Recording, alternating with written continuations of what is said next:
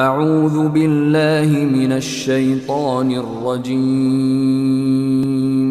بسم اللہ الرحمن الرحیم۔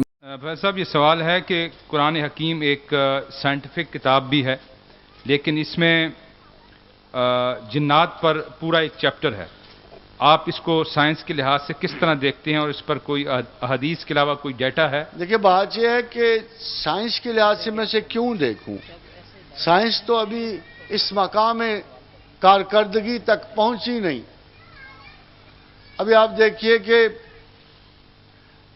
کوئی about 20 years before or 15 years before Russia کا ایک سائنسدان جو تھا، وہ خیالات کے سائیکوسس پر ریسرچ کر رہا تھا، تو finally it came out with this result۔ وہ تصور جنات تک پہنچ گیا۔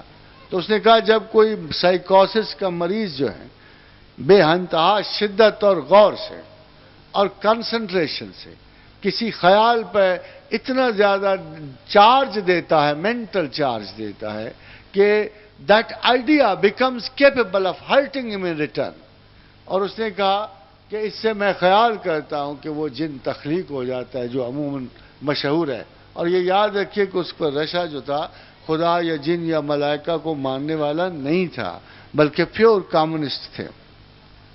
تو میرا خیال یہ ہے کہ اللہ کی بے شمار مخلوقات میں سے جنہیں ہم جانتے ہیں اور وہ جن کو ہم نہیں جانتے، اگر زمین پر صرف مخلوقات گنی، اقسام گنی جائیں، طرز گنی جائیں، تو زمین پر ہمیں پتہ لگتا ہے کہ 1 ارب کے قریب مخلوقات ہیں، مختلف جینز۔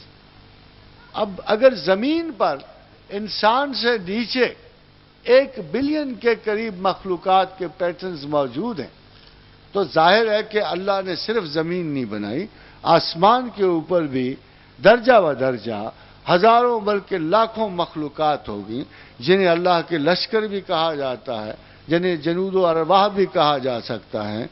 اور اس میں ایک جن بھی ہے، مگر جن کی کریشن کا رول اللہ نے بتایا ہے کہ یہ سلگتے ہوئے شعلوں، نیلے شعلوں کی آگ سے بنا ہے۔ اٹ لکس لائک کہ ہائی وولٹیج جب کسی گیسیس والیوم کو ملتی ہے اور اس کا نیلا شعلہ نکلتا ہے، شعلہ معارج کی پیداوار ہے یہ۔ اور جن جو ہے اسی طرح کی مخلوق ہے جیسے بندے کے اندر اس کی روح مخلوق۔ ہاں، جن انڈے دیتے ہیں، بچے نہیں پیدا کرتے۔ حضرات، جن بچے نہیں پیدا کر سکتے، انڈے دیتے ہیں۔ حضور کی حدیث ہے صلی اللہ علیہ وسلم کہ میں نے دیکھا کہ شیطان کی بیوی نے انڈا دیا، پھر اس سے بچہ نکلا، پھر اس سے نکلے، پھر دنیا شیاطین سے بھر گئی۔ چونکہ یہ حدیث موجود ہے، اس لیے ہمیں حتمی طور پہ پتہ ہے کہ جن بچے نہیں دیتے، ان کو انڈے دیتے ہیں، اور ان کو بچے پیدا کرنے کے لیے کسی وجود کی ضرورت پڑتی ہے۔